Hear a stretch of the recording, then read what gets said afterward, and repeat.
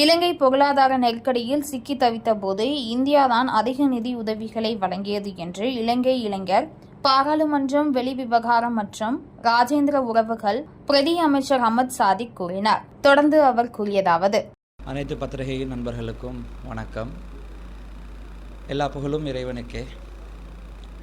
எதிர்வரக்கூடிய 11ஆம் திகதி, அதாவது நாளை மறுதினம் நடக்க இருக்கக்கூடிய 2வது second south Asian youth forum என்று சொல்லக்கூடிய ஒரு இளைஞர் மாநாட்டிற்கு பங்கு பெற்றுவதற்காக வேண்டி இலங்கையில் இருந்து இலங்கையினுடைய இளைஞர் பாராளுமன்ற உறுப்பினர் ரீதியிலையும் வெளிவிவகாரம் மற்றும் ராஜதந்திர உறவுகள் deputy minister of external affairs and diplomatic relations என்று சொல்லக்கூடிய அந்த இளைஞர் பாராளுமன்றத்தினுடைய பிரதி அமைச்சராகவும், அதே போல் சர்வதேச இளைஞர் அமைப்பாக இருக்கக்கூடிய இன்டர்நேஷ்னல் டிப்ளமேட்டினுடைய தலைவராகவும் முதல் தடவையாக தமிழ்நாட்டில் நடக்கக்கூடிய அதாவது மதுரையில் நடக்கக்கூடிய இந்த ப்ரோக்ராமுக்கு நான் வருகை தந்திருக்கிறேன்.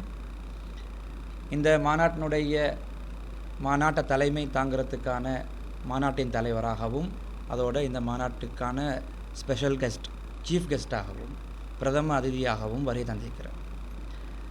இந்த வருகை தமிழ்நாட்டில் இருந்து மதுரைக்கான இந்த பயணத்தை தலைமை தாங்கி தஞ்சாவூரில் இருக்கக்கூடிய என்னுடைய நண்பர், அதேபோல் சமூக சேவகர், இளைஞர் மதிப்புக்குரிய டாக்டர் திரு பிரணேஷ் அவர்கள்தான் முதன்மை நின்று வழிநடத்தினார். அந்த அடிப்படையில் மரியாதை நிமித்தமாக அவருடைய வீட்டுக்கு வருகை தந்திருக்கிறார். அத்தோடு இதை அடுத்து தஞ்சாவூரினுடைய மேயர் அவர்களை சந்திக்கிறதுக்கு இருக்கிறேன். ஸோ உண்மையில் சந்தோஷமாகிக்குது. முதல் தடவை தமிழ்நாட்டுக்கு வருகை தந்திருக்கிறேன். என்னுடைய உறவுகளும் தமிழ்நாட்டில் இருக்கிறாங்க, அவர்களையும் பார்வையிடுவதற்கான ஒரு வாய்ப்பும் கிடைச்சது. ஸோ அந்த அடிப்படையில் இளைஞர் மாநாட்டு அடிப்படையாக வச்சு தான் இங்கேக்கு வருகை தந்திருக்கிறேன். அந்த அடிப்படையில் இந்த மாநாடு தொடர்பாகவும் இளைஞர்களுடைய அரசியல், அதேபோல்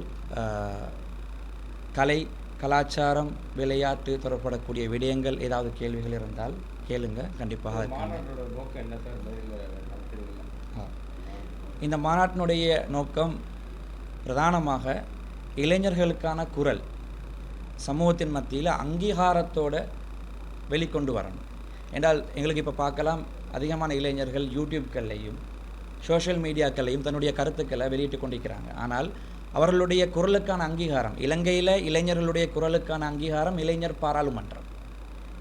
பாராளுமன்றம் ஒரு தேசிய பாராளுமன்றம் எப்படி நடக்குமோ அதே அடிப்படையில் தெரிவு செய்யப்பட்டு பொதுமக்களால் வாக்களிக்கப்பட்டு இளைஞர் பாராளுமன்றத்துக்கு தெரிவாக்கப்பட்டு இளைஞர்களுடைய பிரச்சனைகள் தொடர்பாக, இளைஞர்கள் தேவைப்படக்கூடிய விடயங்கள் தொடர்பாக இளைஞர்களே குரல் கொடுக்கறதுக்கான ஒரு சிறந்த ஒரு களமாக அமைந்திருக்குது. அந்த அடிப்படையில் அப்படி அந்த இளைஞர் பாராளுமன்றம் இல்லாத பிரதேசங்களுக்கு, இடங்களுக்கு, நாடுகளுக்கு ஒரு இளைஞர் என்ற ரீதியிலையும் சர்வதேச இளைஞர் அமைப்புகளோட தொடர்பு பட்டிருக்கக்கூடிய நிலைமையில் இருக்கக்கூடிய அந்த நிலையில் நாங்கள் அந்த இளைஞர்களுக்கான ஒரு வாய்ப்பு அமைச்சு கொடுக்கணும் என்பதுதான் இந்த மாநாட்டினுடைய பிரதான நோக்கம். அதாவது குரலுக்கான அங்கீகாரம், இளைஞர்கள் பேசக்கூடிய குரலுக்கு அங்கீகாரத்துக்கான ஒரு களம் தான். கண்டிப்பாக உண்மையில் ஒரு சிறந்த கேள்வி. நான் தமிழ் பேசக்கூடிய ஒருவர் என்ற ரீதியில் இளைஞர் பாராளுமன்றத்தில் தற்போது 360 இளைஞர் பாராளுமன்ற உறுப்பினர்கள் இருக்கிறாங்க. அதில் 95 இளைஞர் பாராளுமன்ற உறுப்பினர்கள் தமிழ் பேசக்கூடியவர்களாக இருக்கிறாங்க. ஸோ அந்த அடிப்படையில் உண்மையில் பெரிய ஒரு முன்னேற்றம் இளைஞர்கள் மத்தியில், தமிழ் பேசக்கூடிய இளைஞர்கள் மத்தியில் வந்திருக்கு. இந்த மாநாடு டிஃபென்சர் என்று சொல்லக்கூடிய அந்த மாநாட்டு ஆர்கனைசேஷனோட முழு பேர் டிஃபென்சர் ஐக்கிய நாடுகளால் அங்கீகரிக்கப்பட்ட ஒரு மனித உரிமைகள் அமைப்பு. ஐக்கிய நாடுகளால் அங்கீகரிக்கப்பட்ட மனித உரிமைகள் ஒரு ஆர்கனைசேஷன் தான் இந்த மாநாட்டை நடத்துகிறாங்க. அவங்க இன் கொலாபரேஷன் வித் இந்த சவுத் ஏஷியன் யூத் ஃபோரம்னு சொல்லக்கூடிய அமைப்போட கொலாபரேஷனாக தான் இந்த மாநாட்டை நடத்துகிறாங்க.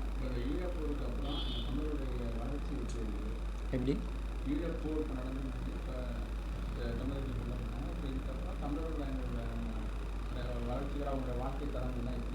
கண்டிப்பாக உண்மையில் ஒரு நாட்டில் போர் நடக்கும்போது ஒரு நாட்டில் இருக்கக்கூடிய பொதுமக்கள் பிரச்சனைகளுக்கு முகம் கொடுக்க வேண்டிய நிலைமைகள் வரும் என்ற ரீதியிலையும், இளைஞர்கள் அதற்கு மேலதிகமாக ஒரு சாதாரண குடிமகன் ரீதியில் இருக்கக்கூடிய நபர் என்றதை பார்க்குறதுக்கு மேலதிகமாக இளைஞர் என்ற ரீதியில் அவருடைய எதிர்காலம் என்பது ஒரு கேள்விக்குறி தான்.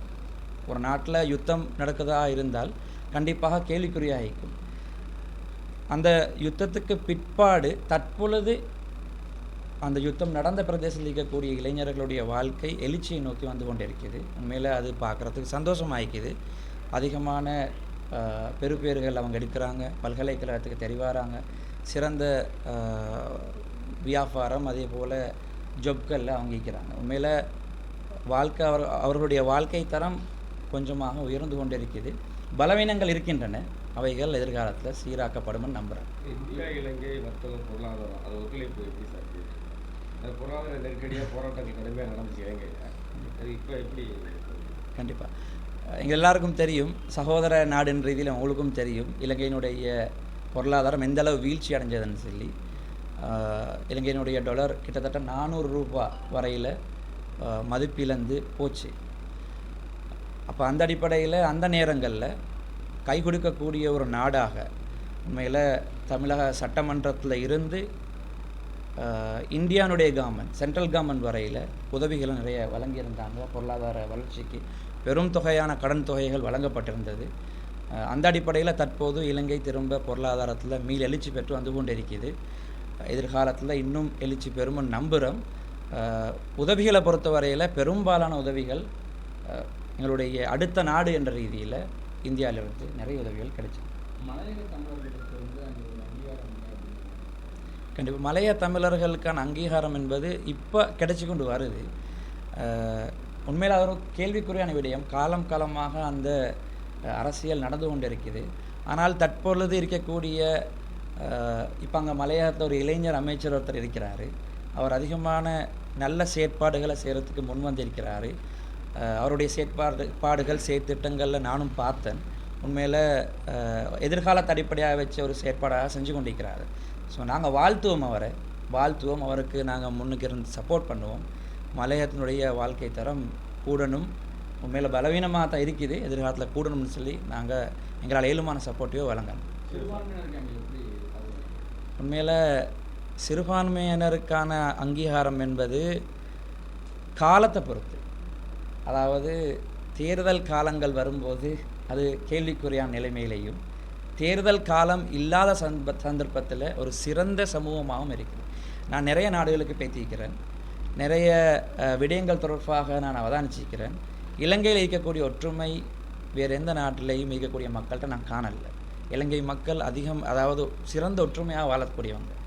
4 இனம் இருக்கிறோம் இலங்கையில். ஆனால் சில காலங்கள், அதான் ஆரம்பத்தில் சொன்ன மாதிரி, தேர்தல் நெருங்கும் போது அல்லது இன்னும் ஏதாவது சில தேவைப்பாடுகள் வரும்போது சிறுபான்மையினருடைய உரிமைகள் கேள்விக்குறியாக மாறுது. இலங்கை கடற்கொள்ளைகளால் தொடர்ந்து தமிழக மீனவர்கள் அந்த தாக்கப்பட்டு தான் வர்றாங்க.